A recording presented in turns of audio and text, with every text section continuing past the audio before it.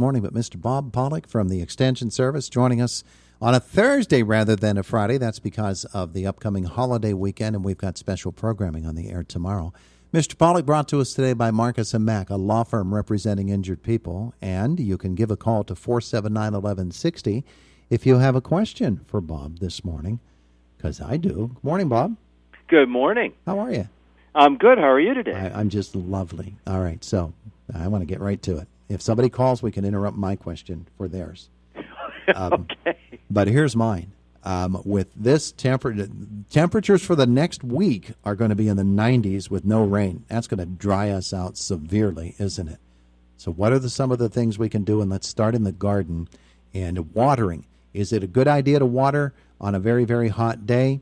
When in the day should you water? How much water should you give it? Where should we put the water?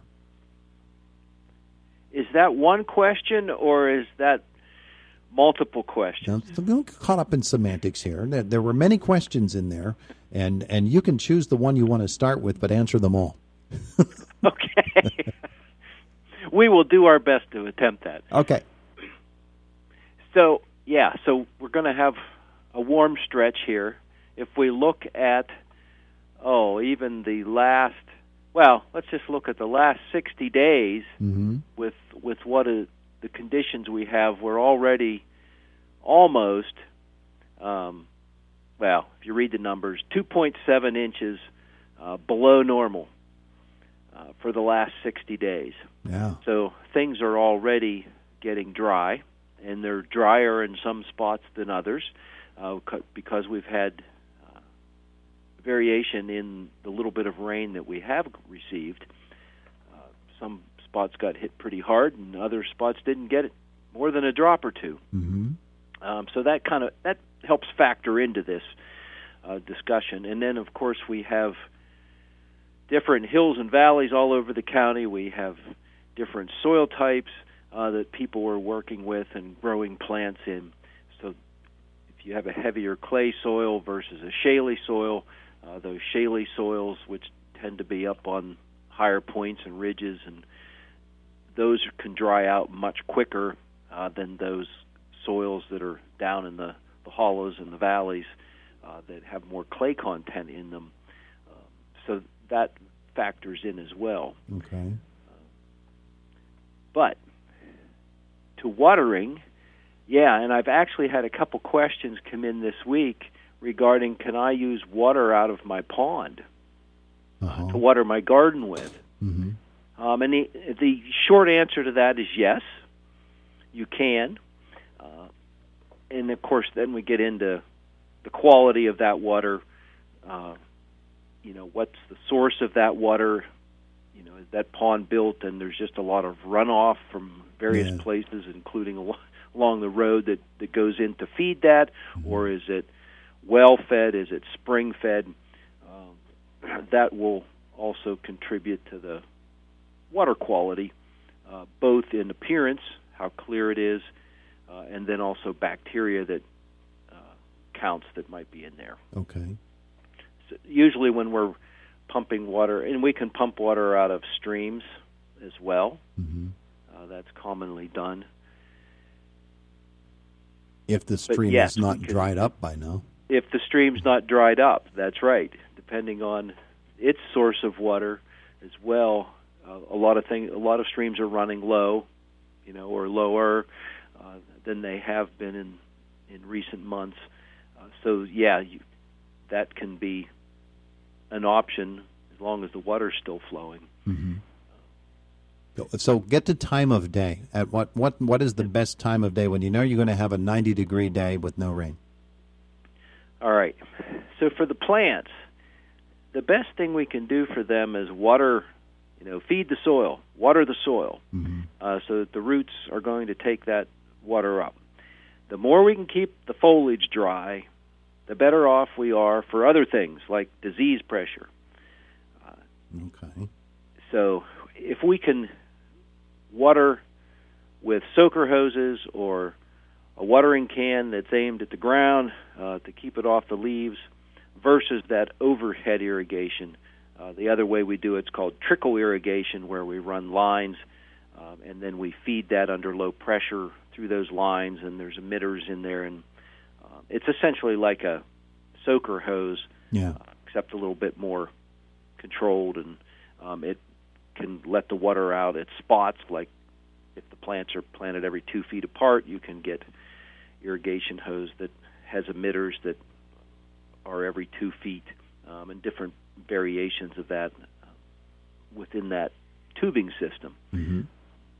So that's kind of the best and the most efficient way to water is through that trickle irrigation or soaker hose type system. Okay. Because you're putting on little amounts of water, but then you run it over a longer period of time. You avoid any evaporation of water or wind-blown situation where, again, we're watering the soil. We're giving it time to soak in is also a plus.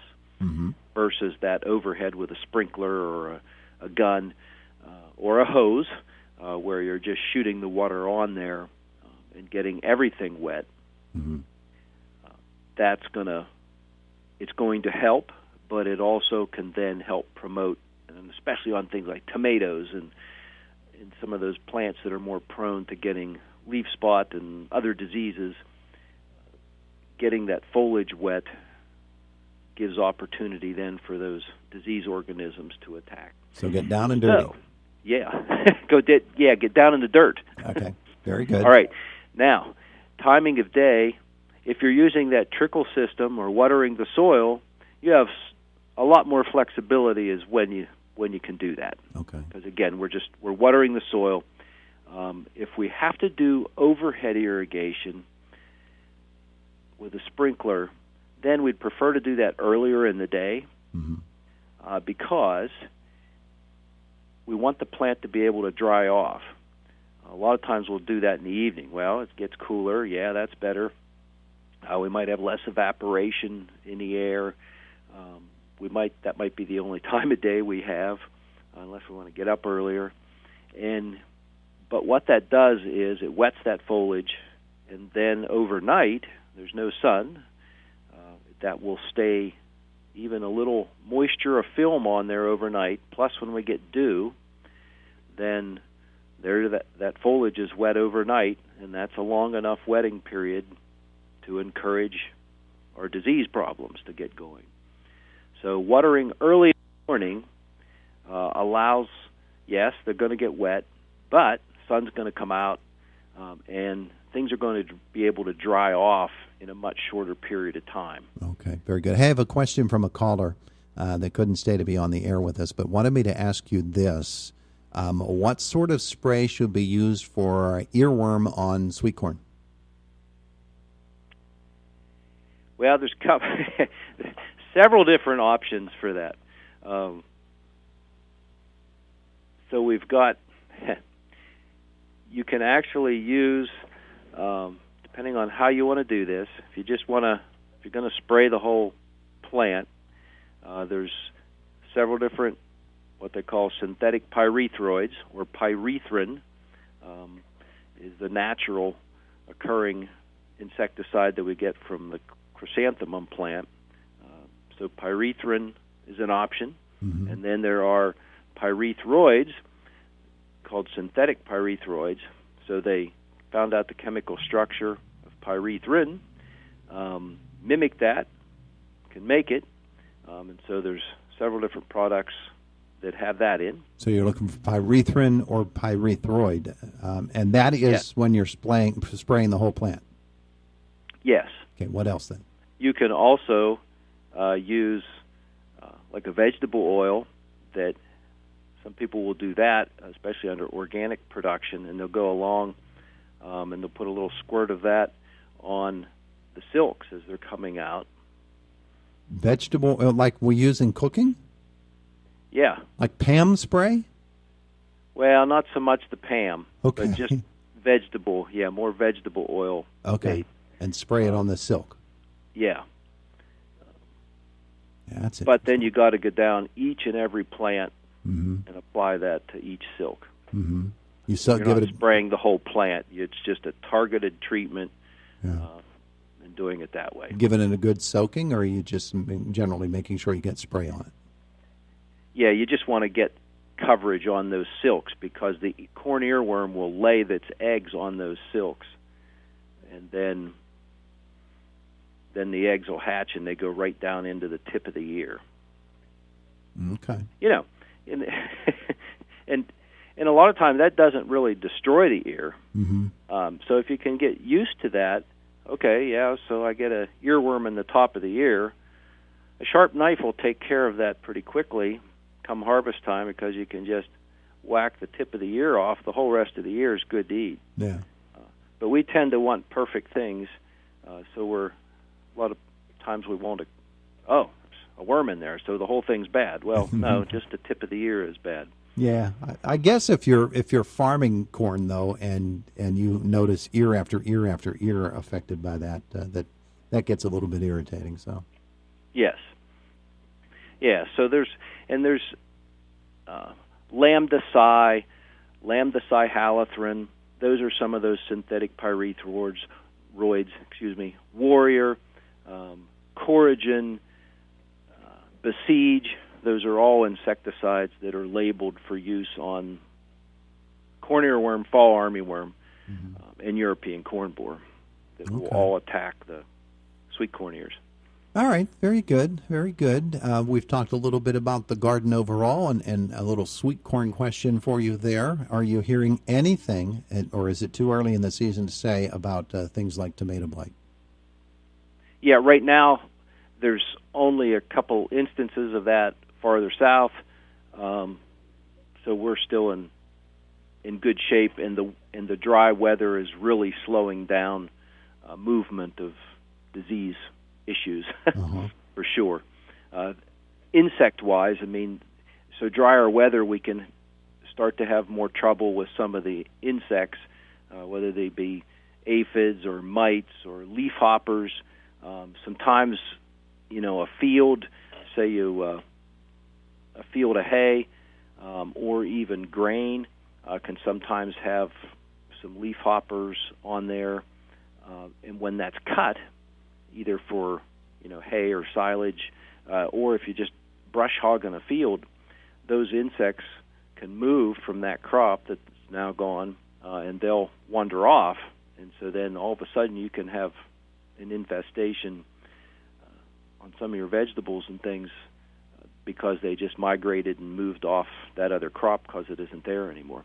So you kind of have to be vigilant, and even with the corn worms right now, those counts are low. We trap for those. We can trap the moths and get an idea of whether they're in the area or not. I think we've talked about this before, but corn earworm and fall armyworm are two moths that come in on the air currents and storm fronts from the south. So in production areas that start earlier than we do, those insects live there year-round. In one stage of their life cycle or another, they start to infest those crops sooner than we plant our crops here. And then, and the same thing with late blight and some of the other diseases that can move around on storm fronts.